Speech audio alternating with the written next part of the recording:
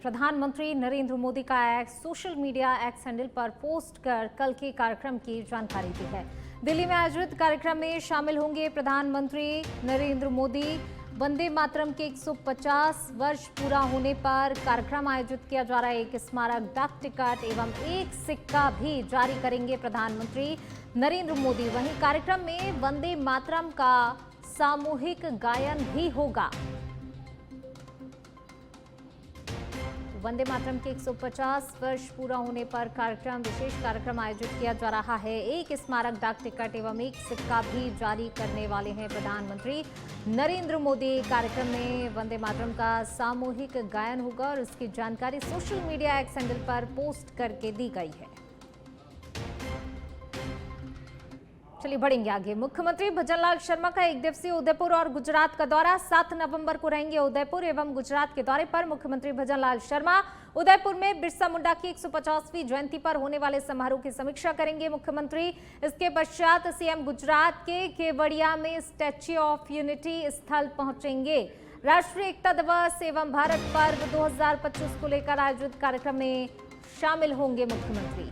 तो देखिए ये कार्यक्रम रहने वाला है मुख्यमंत्री भजनलाल शर्मा का। उदयपुर और गुजरात का दौरा है मुख्यमंत्री भजनलाल शर्मा का। पहले उदयपुर पहुंचेंगे जहां पर बिरसा मुंडा की जयंती के कार्यक्रम में शामिल होंगे। इसके बाद गुजरात के लिए भी वो रवाना होंगे। वहां पर भी कार्यक्रम में उपस्थिति दर्ज कराएंगे। एक दिवसीय उदयपुर और गुजरात का दौरा मुख्यमंत्री भजनलाल शर्मा का। 7 नवंबर को यह दौरा होने वाला है। उदयपुर और गुजरात के दौरे पर रहेंगे। तो उदयपुर में बिरसा मुंडा की 150वीं जयंती पर होने वाले समारोह की समीक्षा करेंगे मुख्यमंत्री भजनलाल शर्मा। चलिए बढ़ते हैं आगे। मुख्यमंत्री भजनलाल शर्मा का बारां के मंगरोल में रोड शो हुआ। इस रोड शो में पूर्व मुख्यमंत्री वसुंधरा राजे, डिप्टी सीएम प्रेमचंद बैरवा, प्रभारी मंत्री जोगाराम पटेल शामिल हुए, जिसका मुख्यमंत्री भजनलाल शर्मा ने धन्यवाद भी दिया। इस दौरान भजनलाल शर्मा ने कहा कि जन जन का लाडला ऐसा व्यक्ति जो जन जन की दुख तकलीफ को समझे। अंता विधानसभा में हमारी सरकार ने बहुत काम किया है। ये विकास की सरकार है। वसुंधरा राजे के नेतृत्व में पहले बहुत विकास के काम हुए हैं। जनता की समस्याओं को लेकर हम गंभीर हैं। तो वहीं पूर्व मुख्यमंत्री वसुंधरा राजे ने कहा कि यहाँ कुछ छोटी छोटी समस्याएं जरूर हैं। मुख्यमंत्री ने मंगरोल में मंडी बनाने का आश्वासन भी दिया। कहा कि 2026 में मंडी को शिफ्ट कर दिया जाएगा। किसानों को खाद की समस्या आती है, लेकिन कल एक और रैक आ रही है। मंगरोल से बारां की सड़क पूरी तरह से खस्ता हाल है। 174 करोड़ की मंजूरी दे दी गई है। पिछली सरकार ने सड़क का वादा किया था। वसुंधरा राजे ने कहा कि किसानों को फसल खराबे का उचित मुआवजा मिले। वसुंधरा राजे ने सीएम भजनलाल शर्मा को धन्यवाद देते हुए कहा कि आपका धन्यवाद, आपने यहां आने के लिए समय निकाला है।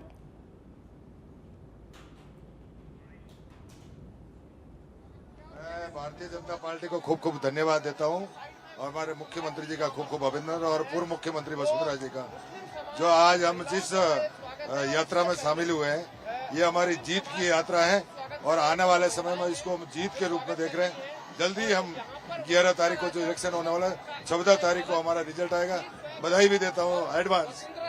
अंत में अभी जो उपचुनाव में माननीय मुख्यमंत्री जी के नेतृत्व में और माननीय पूर्व मुख्यमंत्री वसुंधरा जी के नेतृत्व में जो आज ये पैदल रैली निकाली जा रही है, निश्चित रूप से इस माहौल को देखकर आप भी अनुमान लगा सकते हो कि अंत में भारतीय जनता पार्टी की एक तरफा जीत हो रही है और आने वाले 11 तारीख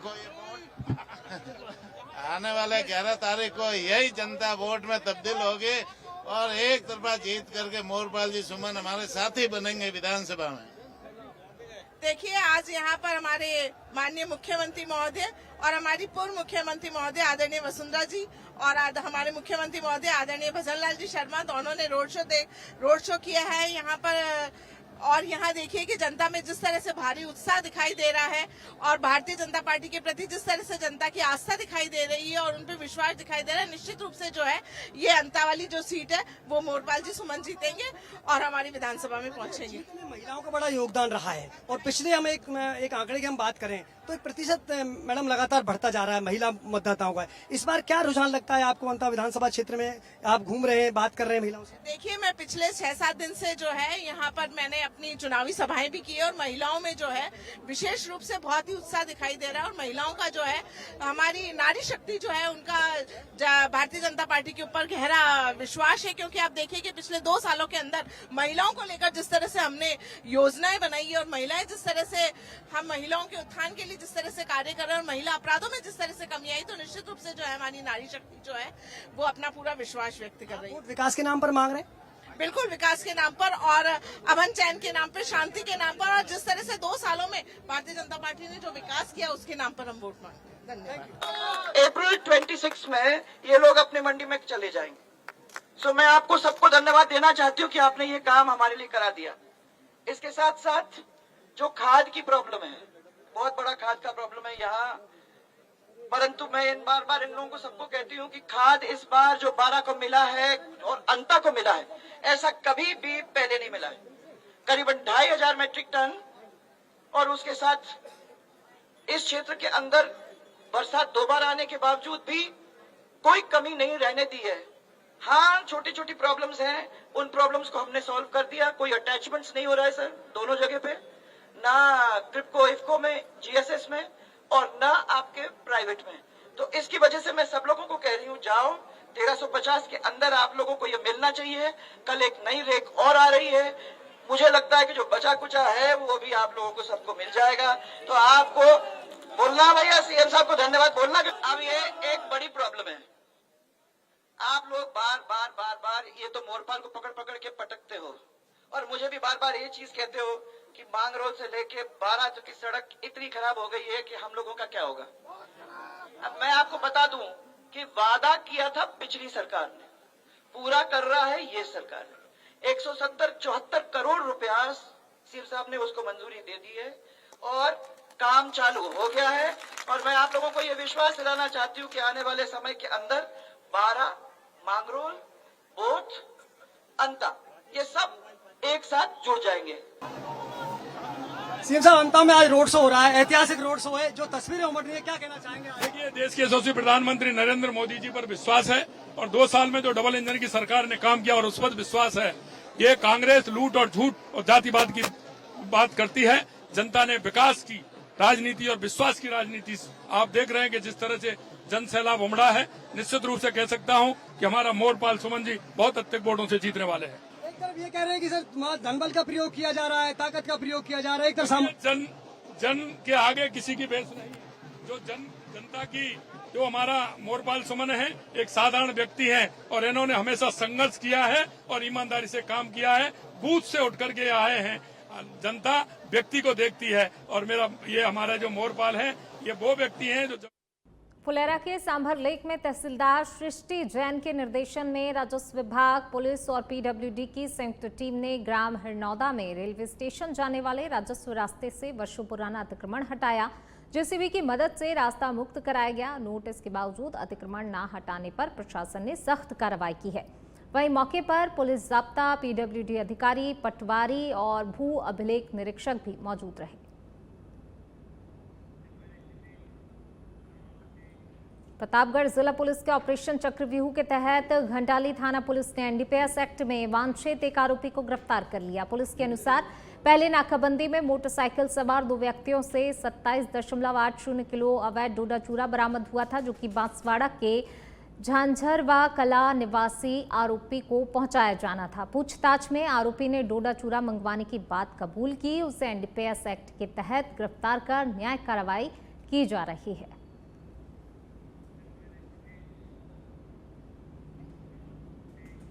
बयाना शहर की सुरक्षा व्यवस्था को सुदृढ़ करने के लिए बयाना नगरपालिका ने बड़ा कदम उठाया है। अब पूरे कस्बे पर तीसरी आंख यानी कि सीसीटीवी कैमरों की निगरानी रहेगी।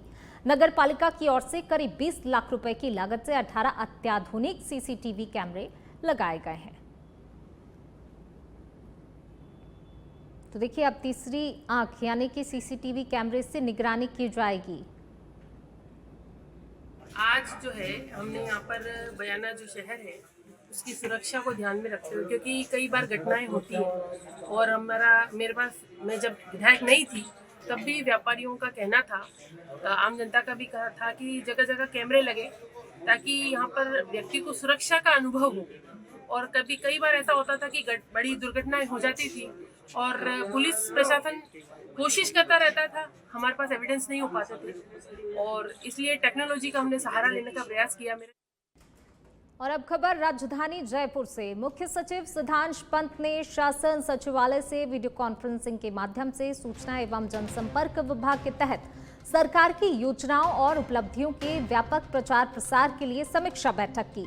उन्होंने कहा कि जनसंपर्क सेवा के अधिकारियों पर कार्यक्रमों और गतिविधियों के कवरेज के साथ जनता में विश्वास और विश्वसनीयता का संचार करने का दायित्व है।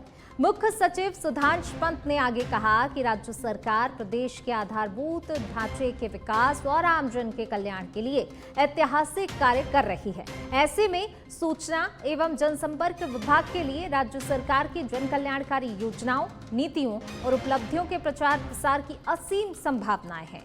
उन्होंने जनसंपर्क सेवा के अधिकारियों को संबंधित जिलों और विभागों में ओनरशिप को लेकर प्रोएक्टिव और अग्रेसिव अप्रोच के साथ कार्य करने के निर्देश दिए। तो वहीं उन्होंने जनसंपर्क सेवा के अधिकारियों को नैरेटिव निर्माण और इमेज बिल्डिंग के लिए बढ़ चढ़कर भागीदारी के निर्देश भी दिए। उन्होंने सूचना एवं जनसंपर्क विभाग को राज्य सरकार की आंख, नाक, कान बताते हुए भ्रामक खबरों पर संबंधित विभाग का पक्ष रखने के लिए भी निर्देशित किया।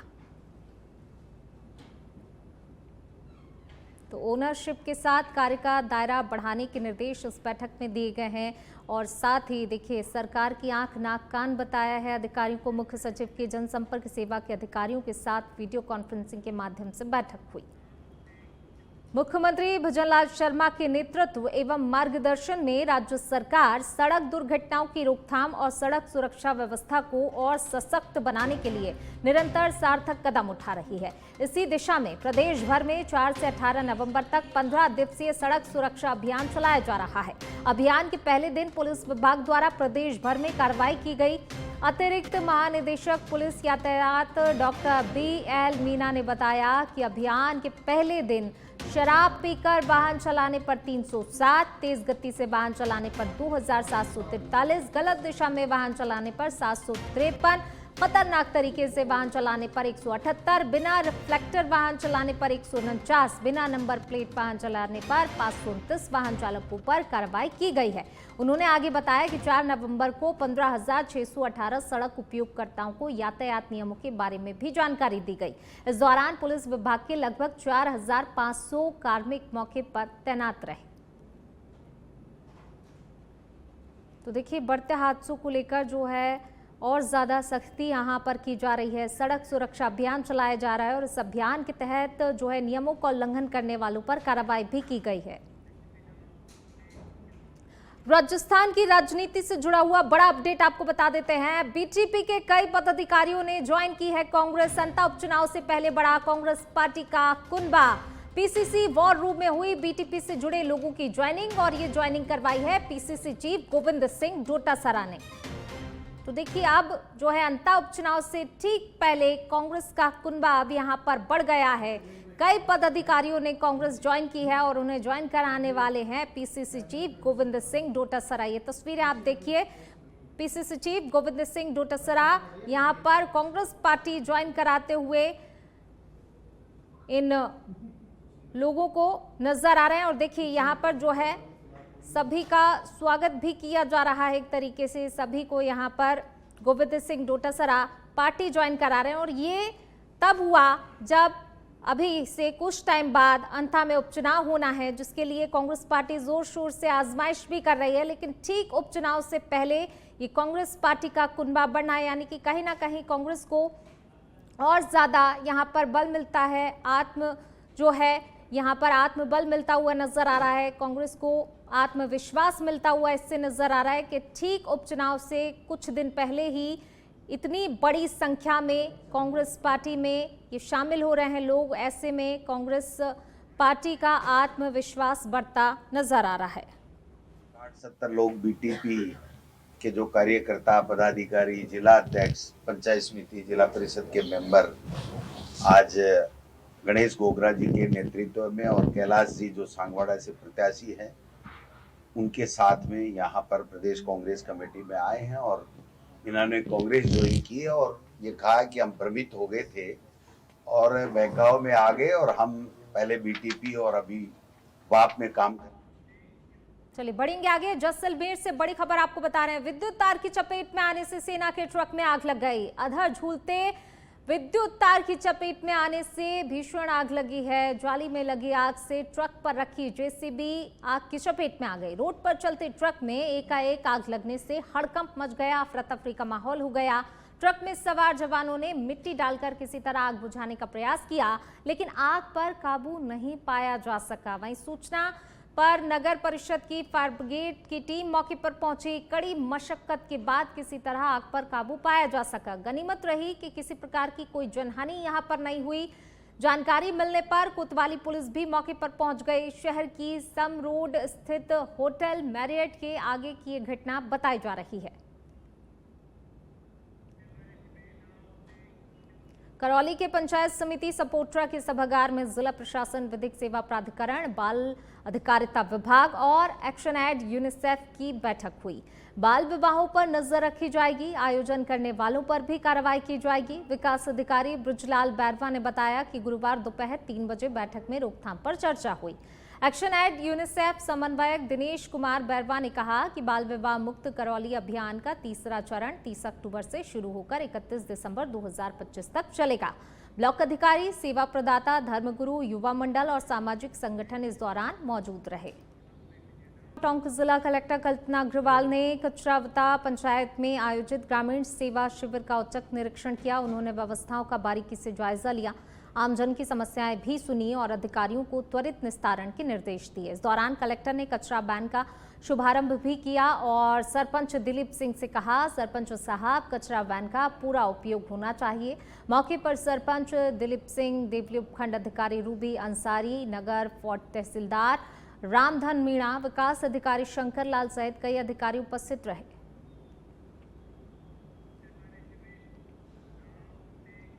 वहीं पाली के औद्योगिक नगर थाना क्षेत्र में 4 नवंबर की रात सिद्धार्थ ढाबे पर सो रहे 2 कर्मचारियों रमेश और राजूपुरी के साथ बेरहमी से मारपीट करने वाले हिस्ट्री शीटर सोहन और उसके ममेरे भाई परमेश्वर को पुलिस ने गिरफ्तार कर लिया। दरअसल दोनों ने घटना का वीडियो भी बनवाया था, जो कि सीसीटीवी में कैद हो गया। गिरफ्तारी के बाद पुलिस ने ढोल बजवाकर थाने से घटना स्थल और फिर कोर्ट तक जुलूस भी निकाला।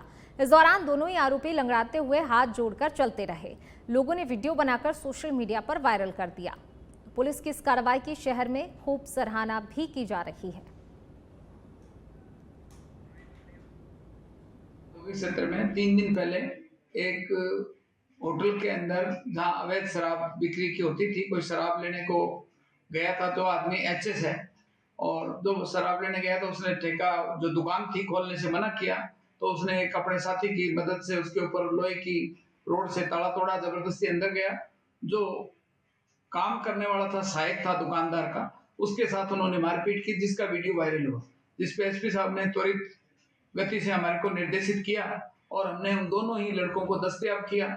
दस्तयाब करने के लिए करौली में हिंडौन पुलिस ने ऑपरेशन हंता के तहत 2 माह से फरार चल रहे 2 आरोपियों को पंजाब के भटिंडा से गिरफ्तार किया है। एसपी लोकेश सोनवाल के निर्देशन में कोतवाली थाना प्रभारी महेंद्र सिंह की टीम ने कार्रवाई की। आरोपी अनंत मिश्रा उर्फ मनु मिश्रा और राजू कुमार झा उर्फ कबीर पर 21 सितंबर की रात ट्रेवल्स कार चालक राकेश चौधरी और हिंडौन बाईपास पर चाकू से हमला कर लूट की कोशिश का आरोप है। घायल चालक ने 22 सितंबर को मुकदमा दर्ज कराया था। दोनों आरोपी गैर इरादतन हत्या के प्रयास के मामले में वांछित थे।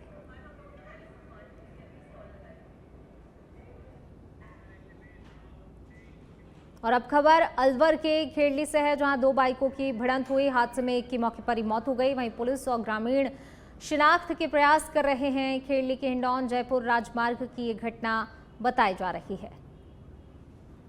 तो 2 बाइकों की आपस में भिड़ंत हो गई।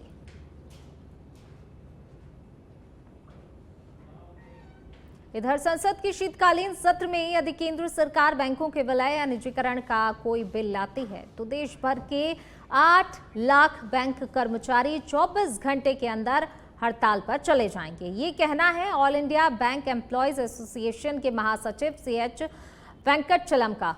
जयपुर में देश के सबसे शीर्ष और प्रभावशाली बैंक कर्मचारी संगठन all India bank employees association central committee की 2 दिवसीय बैठक संपन्न हुई। बैठक के आखिरी सत्र में कमेटी की ओर से लिए गए निर्णयों की घोषणा भी की गई। इसमें वेंकटचलम ने बताया कि देश में बैंक शाखाओं में 2 लाख से ज्यादा कर्मचारियों की कमी है, जबकि बैंकों में काम का बोझ लगातार बढ़ता ही जा रहा है। सरकार ने 50,000 बैंक शाखाओं को बंद कर दिया, जबकि बैंक शाखाओं का विस्तार कर देश के युवाओं को बैंकिंग सेक्टर में रोजगार देना चाहिए।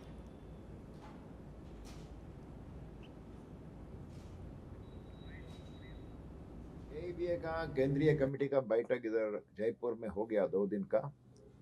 वहां बहुत हम चर्चा किया।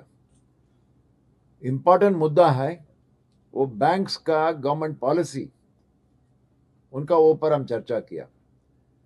कारण अभी हमारा सरकार बोल रहा है बैंक को कंसोलिडेट करना, मर्जर करना, प्राइवेटाइज करना, फॉरेन कैपिटल इधर आना। हमारे कमेटी के अंदर हम बहुत चर्चा किया वो गवर्नमेंट का पॉलिसी सही है या गलत है। बढ़ते सड़क हादसों को देखते हुए भजनलाल सरकार के निर्देशों पर अजमेर जिला कलेक्टर कार्यालय में वरिष्ठ अधिकारियों की बैठक हुई। पुलिस कप्तान वंदिता राणा ने बताया सड़क यातायात को सुरक्षित बनाने के लिए सभी विभागों को जिम्मेदारी सौंपी गई है। प्रभावी कार्रवाई के लिए अधीनस्थों को भी दिशा निर्देश जारी किए गए हैं। वहीं झुंझुनू के वारसपुरा रोड पर संतोष नगर में पड़ोसियों का आपस में जोरदार झगड़ा हो गया। दोनों पक्षों ने कोतवाली में एक दूसरे के खिलाफ मामला भी दर्ज करवा दिया है। इस मामले में एक पक्ष की ओर से उपलब्ध करवाए गए CCTV में मारपीट दिखाई दे रही है। जानकारी के मुताबिक अजमेर डिस्कॉम के एससी कार्यालय के ऑडिट में सहायक लेखाधिकारी द्वितीय के पद पर कार्यरत माया देवी और उनके पति का बगल में स्थित स्टोर मालिक नरेश लाटा से गाड़ी पार्किंग को लेकर जमकर विवाद हो गया, जिसके बाद माया देवी ने सीधा स्टोर में घुसकर नरेश पर हमला बोल दिया। पीड़ित नरेश ने जैसे तैसे भागकर अपनी जान बचाई, जिसके बाद झगड़े में नरेश की पत्नी और परिवार भी कूद पड़ा और दोनों ही पक्षों में जमकर मारपीट हो गई। ये सारा झगड़ा वहां लगे CCTV कैमरे में कैद हो गया। घटना की सूचना मिलने पर कोतवाली पुलिस भी मौके पर पहुंची। इस मामले में दोनों पक्षों ने एक दूसरे पर मामला दर्ज करवा दिया है। बहरहाल अभी पुलिस मामले की जांच कर रही है।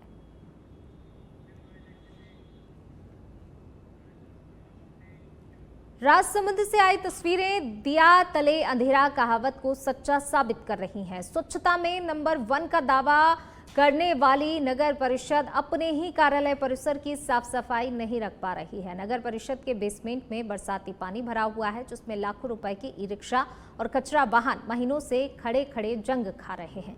ये लापरवाही न केवल सरकारी संपत्ति के नुकसान का कारण बनी, बल्कि सरकार की योजनाओं का उद्देश्य भी अधूरा रह गया है। नगर परिषद की लापरवाही न केवल सरकारी संपत्ति की बर्बादी का उदाहरण है, बल्कि जनकल्याणकारी योजनाओं की मंशा पर भी सवाल खड़ा करती है।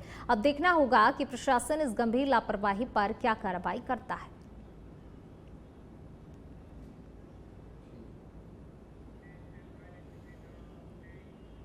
कोटा के मकबरा थाना अंतर्गत पुलिस ने एक बार फिर बड़ी वारदात को होने से रोक दिया। पुलिस ने अवैध हथियारों के साथ 2 कुख्यात अपराधियों अजय सिंह हाड़ा उर्फ अज्जुओ और महेश झांझोट को गिरफ्तार किया है। दोनों आरोपी शहर में किसी बड़ी वारदात को अंजाम देने की फिराक में घूम रहे थे। पुलिस ने पिस्टल और 5 जिंदा कारतूस बरामद किए हैं। दोनों आरोपी रणवीर चौधरी हत्याकांड के मुख्य वांछित अपराधी भी हैं और घटना के बाद से ही फरार चल रहे थे। दोनों शिवराज गैंग के सदस्य हैं और राजस्थान के टॉप 10 मोस्ट वांटेड अपराधियों की सूची में इनका नाम शामिल है।